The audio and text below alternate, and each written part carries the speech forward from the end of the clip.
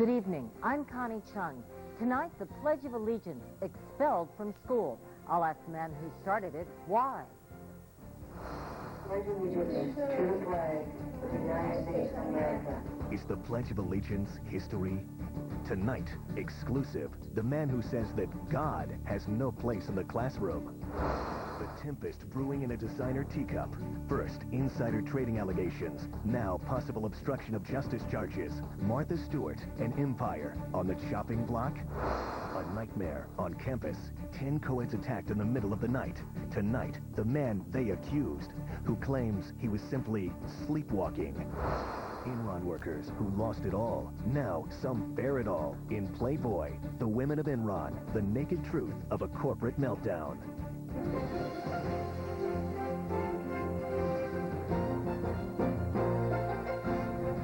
This is Connie Chung Tonight, live from the CNN Broadcast Center in New York. Connie Chung.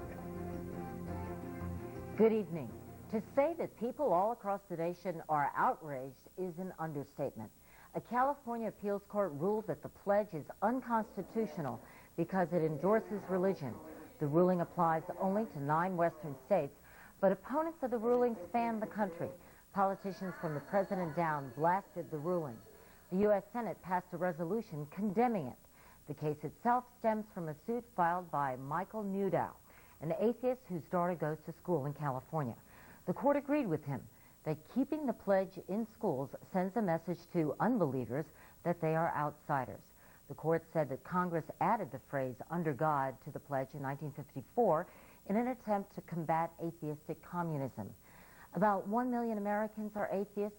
Tonight, we have an exclusive interview with one of the most famous of them all, Michael Newdow, the man who started it all. Mr. Newdow, I must ask you the very simple question, why? Well, I didn't want to feel like an outsider. Just like you mentioned, the Supreme Court has on a number of occasions stated that nobody should be made to feel like an outsider on account of their religious views. We're talking about school. Yes. You're not in school anymore. Well, it's your daughter who's in school, right? That's only part of the case. I brought the case also as an individual, being as a citizen who, when I recite the Pledge of Allegiance, I'm required to countenance God, which I don't wish to do. I see. Are you proud to be an American? Absolutely. Proud to uphold the Constitution.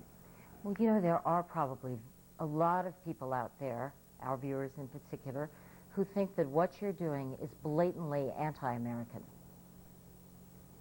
Those people don't understand the Constitution. The Constitution says that Congress shall make no law respecting an establishment of religion, which means that, and as the Supreme Court says, and as you stated earlier, that nobody should be made to feel like an outsider. And I would only ask every one of those people to ask themselves if they had to say every morning or when they wanted to pledge allegiance to their flag that we were one nation under the Reverend Sun Myung Moon, or one nation under David Koresh, or one nation under Jesus, one nation under Mohammed, how they'd feel. Okay, I have the right as an American to hold my religious beliefs without government thrusting whatever religious dogma it wishes down my throat. Well, you may remember Madalyn Murray O'Hair. She was the atheist who successfully got prayers out of public schools, and she was called the most hated woman in America. Are you prepared for that kind of identity, that tag, the most hated man in America? I'm glad you just didn't say most hated woman. Yes, I understand that there are people in this country who don't understand the Constitution. And, you know, I'm not asking for anything except to have my rights upheld. And I'm not asking anyone to give up their rights. No, but I think that what many people would say is this has to do with patriotism. Because the Pledge of Allegiance patriotism means, is to uphold the Constitution. Yes, but patriotism, the whole Pledge of Allegiance has to do with being patriotic and supporting America and supporting the flag. I never said anything about having a Pledge of Allegiance. I'm all for a Pledge of Allegiance. What I'm against is a Pledge of Allegiance to an ideal that is completely antithetical to what we have in the Constitution. Right? For 62 years, the Pledge of Allegiance did perfectly well without God. Suddenly, Congress decided in the middle of the 50s, during McCarthyism, that we need God involved. I challenge that idea. Tell me, Mr. Newdow, is it your intention to go after In God We Trust and God Bless America? I'd love that. I think that's, you know, that somebody, could you imagine the Christians in this nation, every time they paid for something, had to say, in Mohammed we trusted? Oh, so you're suggesting... You need to put yourselves in the other person's shoes. You're suggesting that we change everything on all of our bills that say, "In God we trust," as you well know on the other side. Is that what you're suggesting?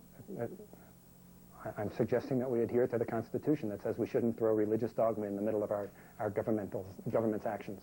So you would, putting God in the middle of this. I'm sorry. So you would support taking out "In God we trust"? Is that what you're Actually, saying? this case began I initially began this case trying to get "In God we trust" off the coins. I switched on to God because it's a stronger case. And what about "God Bless America"? I would like.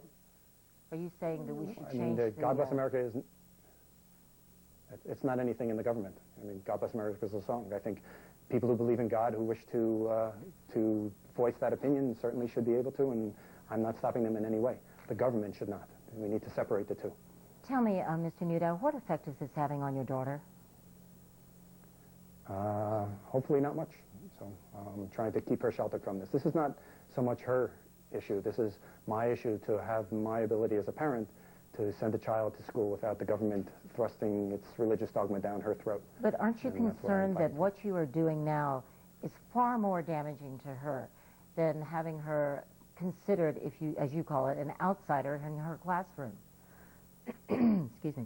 Hopefully this won't affect her, and I think showing my daughter how you can uphold the Constitution is not a bad thing in any way. So I would not agree with how you characterized it. All right. Thank you, Mr. Newdow. Michael Newdow. Jeffrey Toobin, what happens then? Jeffrey Toobin is our legal correspondent. Tell me, what happens now? This was a federal appeals court. Correct. And now what? The Justice Department has two choices. They can go to the full Ninth Circuit Court of Appeals, more than just the three judges who decided this 2 votes to 1, and ask for that court to reverse it, or they could go directly to the United States Supreme Court and ask for a reversal there. All right. So, any likelihood of either? I think they'll probably go to the Ninth Circuit first, but Michael Newdow, it's really a remarkable story. He did this all by himself. He's a non-lawyer. He represented himself in court. He won this tremendous victory, but I think he better enjoy it now because I think it's extremely likely that this will be reversed. As you pointed out, we've had "In God We Trust" on our money for years and years. The United States Supreme Court begins all of its sessions with the marshal saying, "God save this honorable court."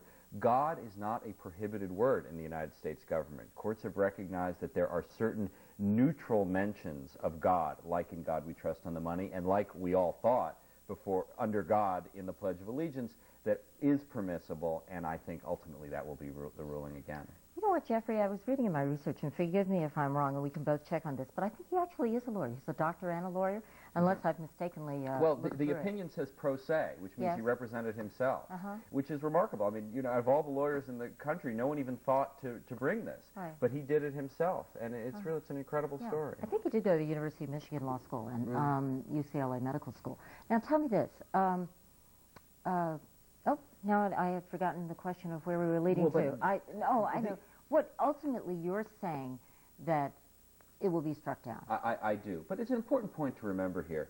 A famous Supreme Court decision in 1943 during World War II held that no one can be compelled to say the Pledge of Allegiance, because the Jehovah's Witnesses who brought that case said it was against their religion. So his daughter doesn't have to say it.